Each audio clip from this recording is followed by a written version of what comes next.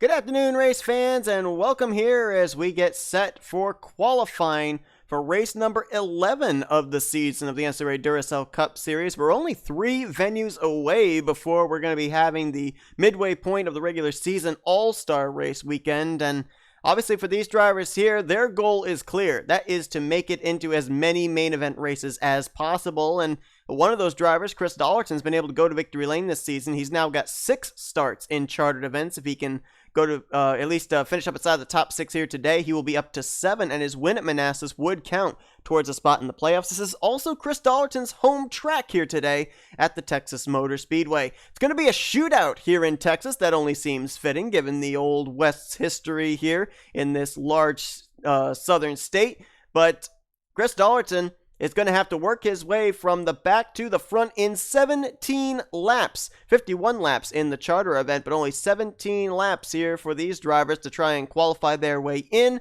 to today's main event. It's going to be Daniel Voyles on the pole alongside of J Taurus. Look down the description below for the full starting lineup. Start your engine! As the command is given, and we're getting ready to get these cars rolling off. Quentin Moore and J Osborne going to line up in row 2, with Will Goss completing the top 5.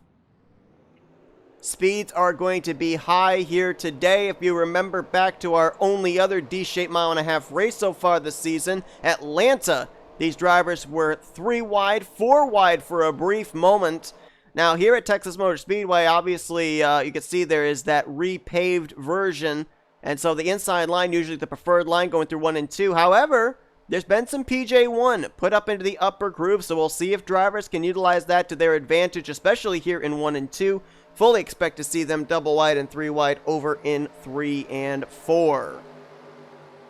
And of course, if cautions come out, that's going to take away laps for drivers that's starting near the rear to be able to work their way up to the front of the field. They just have to get up inside of the top 6 to transfer into slots 37 through 42 in later on today's 11th charter race of the season.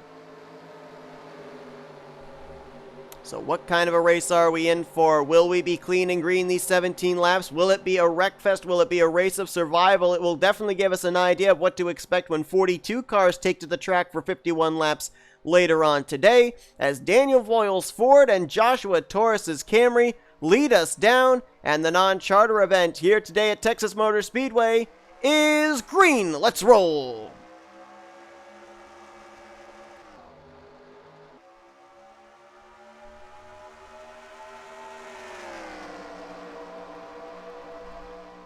Daniel Voyles going to get away for the moment, leaving them side by side for second. Quentin Moore is going to clear for the spot, and here comes Will Goss with a big run down the back straightaway. You're going to see this all race long, too. With the CTS physics, these drivers get a tremendous run, kind of like Indy cars on these straightaways, as Will Goss is going to look for the second position. A couple of Camrys side by side for the runner-up spot behind the Ford of Daniel Voyles, who will lead the first lap. Still double wide, about 4, 5, 6 rows deep there. No 3 wide yet. Ooh, look at Will Goss. Overstepped the cushion between the PJ1 and the inside line. Slips up to the middle groove, and N Amoedo willing to take it 3 wide into turn 3. Quentin Moore and Daniel Voyles stuck up on that top side. We're 3 wide, 2 rows deep. Careful off of 4 here, guys. It really congests up. Really narrows up off that corner, and they'll give each other room through the broken front straightaway, at least this time. Michael Roode, who got into the main event last week after finishing 6th, just enough to transfer into the Pikes Peak event, trying to make back-to-back starts, as now he's got S Ozkan to his inside. It's been a while since we've seen S Ozkan make a main event, as aside from Chris Dollerton, he is has the highest number of starts this season in chartered races. J Schwallenberg right behind him now into second. Rob Evans in third. And you see them 3 wide, 4 rows deep. This is saying to me that we're not going to even know who's going to get that 6th and final transfer spot until they cross the line, if they continue to do what they're doing right now for the remainder of this race. Teammates on the bottom, Evans Gardner Motorsports cars of Rob Evans and J Osborne trying to push each other to the front.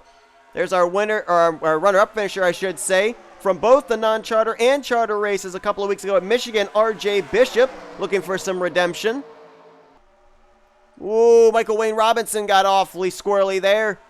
In turn 1, drifting up the track, opens up the door. Justin Dearborn going to stick his nose in there. Oh, they're wrecking in the middle of the pack. Chris Dollerton was up into the wall. Brad Stover, Will Goss, and others are collected. Caution's going to come out here on lap number 5 here in the non-charter event.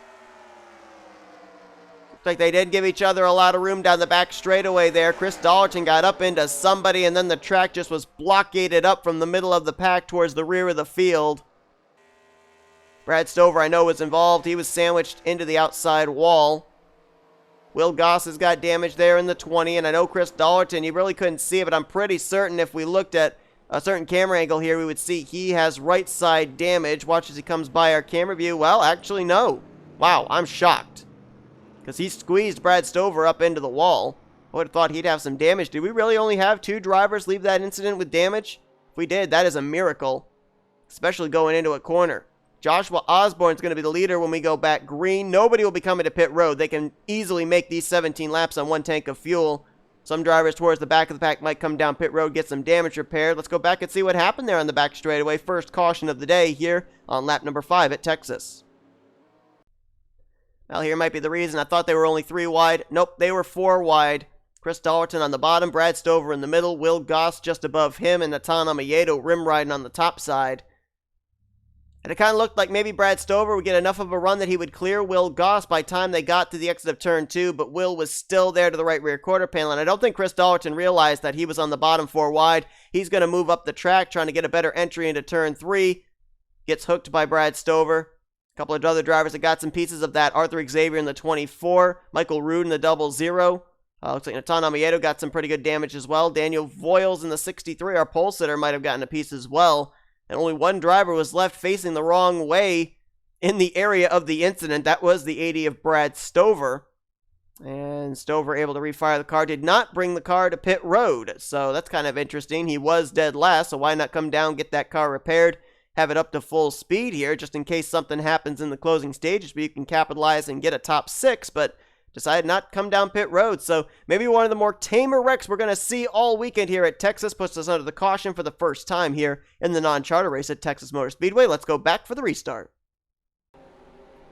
Lights are out atop the Dodge Challenger pace car. We're going back green on lap 10 of 17. 8 laps to settle it out as to who's going to transfer into today's main event race. Right now, those transfer spots are being held by leader Joshua Osborne, RJ Bishop in 2nd, Dylan Schwallenberg 3rd, 4th Rob Evans, 5th Justin Dearborn, and S Ozkan right now holds the 6th and final transfer position. Quentin Moore will line up behind him in 7th, followed by Michael Wayne Robinson, Joshua Taurus, and L Chung. Everyone that was involved in that incident have continued on. Pit road was a ghost town, surprisingly enough, as not a single car came down pit lane under this round of pace laps. We saw them 3 wide and 4 wide there just before that caution came out. How aggressive will they be now? Because this could basically be the race to the checkers, unless we have some other yellow flag come out between now and then. Pace car on pit road. Joshua Osborne will lead them down into the restart zone. Green flag back in the air.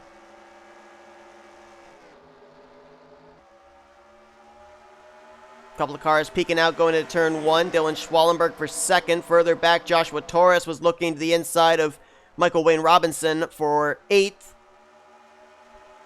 And now Bishop's going to get trapped on that outside line and getting freight trained, kind of like as if it was a super speedway. Here's Schwallenberg, not wasting any time. Restarted 3rd, looking to take the lead in 1 lap, getting a big push from Rob Evans in the 65. And Schwallenberg will lead the lap. Here comes Rob Evans now. He'll look to the bottom. S Ozkan with his teammates right behind him, Quentin Moore and Joshua Taurus. All 3 of those drivers' teammates out of the same stable. All 3 trying to make the charter race for the first time this season. Ozkan, Moore, and Taurus have all made races, but never all together. And you got more teammates behind them working together, the Mills Motorsports Fords of Dearborn and Chung. And now Quentin Moore says, all right, Ozkan, you've led your lap. It's my turn. He's going to go to the inside. Can they keep it together? for another 5.5 laps as Justin Dearborn looked a little out of shape there, running the middle groove through 1 and 2. Laura Chung now puts him 3 wide with Rob Evans up on the top. Pedro Lucas, first time we mentioned him today. He's now up here trying to get a transfer spot. That's 3 wide for 5th place at the moment. A transfer spot is in there somewhere. As now Harrison Ponder in the Chick-fil-A Toyota Camry. He's up here. 3 wide behind them with RJ Bishop, Dylan Poteet, and Michael Wayne Robinson. Don't go 4 wide. Oh, they thought about it. Dylan Schwallenberg stuck his nose in there, but thought better. 3 wide for the lead. Laura Chung to the inside of the Toyotas of S Ozkan and Joshua Taurus. And Chung will take the spot. Lucas will move to 2nd. Osborne, who faded back to around 7th, now back up here again looking for the race lead. And look at them go in there into turn 1, how they fan out. Drivers that enter in the middle drift up to the top. Drivers that enter on the low side drift up to the middle. Whoa! Boy, Justin Dearborn does not have a good car to drive right now. He has been all over the place. And we're going to go 4 wide. 4 wide. Rear of the field. Someone give room. That's Tyler Gehrdes in the 69 who does clear RJ Bishop's, thank heavens. Rob Evans was on the top side of that 4 wide, and Seth Cole was on the inside. They settled it out. Whoa, Osborne! Must have hit the grip line there. He drifted up and lost a ton of momentum. Now it's Schwallenberg and Ponder side by side for the lead, with Dylan Poteet right behind them in 3rd. Poteet made his first start of the season last week at Pikes Peak, looking to go for back-to-back starts as it's 2 laps to go here at Texas. They're 3 wide, 2 rows deep behind him as Schwallenberg drifts up the track. Poteet looks for the lead. Laura Chung going to get a big run. Look at Osborne up the middle. Did you see that 56? Splitting the 79 and the 93. He just moved from 6th up to 4th in that move in turn 1. And now Pedro Lucas stuck in the middle as Poteet going to take the top spot. I don't have a clue who's going to transfer in here in that 6th and final position. They're still going to be 3 wide as the white flag is in the air. Poteet now being challenged by Laura Chung. Chung's got a Ford behind her in Michael Wayne Robinson. Chung's going to clear for the top position, leaving them double wide, make it now 3 wide behind her. Seth Cole up the inside, 3 wide. Daniel Voyles right there, they're 3 wide, 4, 5 rows deep, coming to the start-finish line. Laura Chung's out in clean air. She's going to transfer into the main event. She's going to win. Cole's going to get 2nd, Poteet 3rd, Voyles 4th, but then who got 5th and 6th? We're waiting for the official word. It looks like Michael Wayne Robinson will be making his Duracell Cup Series debut. He got 5th. Dawson Wise in the 81 got the final transfer spot by a minuscule margin. It's saying that both he and Dylan Schwallenberg were 28 100ths behind race winner Laura Chung. We'll have to wait and see what the thousandths was on that. Well, history is going to be made. All 4 Pigeon Racing Chevrolets will be in the race this week, as Seth Cole and Dylan Poteet have never transferred into the same race so far this season. And all 3 of the KAB Racing Enterprises cars will be in the field for the first time, as Daniel Voyles and Michael Wayne Robinson both managed to transfer their way in. And the gap between Dawson Wise and Dylan Schwallenberg that knocked Schwallenberg out of a start this week was 3 1,000ths of a second. Man. Well, no doubt, that definitely gave us a great idea of what kind of a race we're in for later on today. I cannot wait. Hope you guys can either, as Laura Chung, Seth Cole, Dylan Poteet, Daniel Voyles, Michael Wayne Robinson, and Dawson Wise will start 37th through 42nd in today's starting grid. Where everybody else will start, we'll have to find that out later on today and figure out who's going to be able to go to victory lane. Just a little bit of history here as well. Dodge has gone to victory lane in 2 of the 3 seasons here at Texas, and only our 2 active drivers that have won here previously in the field are Dodge drivers. Zach Rogers, who won the season debut of Texas back in season 1, and Ryan Brommer, the defending winner. Matt McIntyre was driving a Toyota for Michael Norman Motorsports when he went to victory lane back in Season 2. But enough history. It's time to get ready for the main event, which will be coming up later on today. Hope you guys enjoyed today's non-charter qualifying session. If you did, be sure to give us a like, subscribe, become part of the crew today. We have shown your full feature results from this non-charter event. Your top 6 have transferred into the main event coming up later on today. Until then, I've been Seth Cole. You've been watching a production of NNSCRA Offline Racing at its best.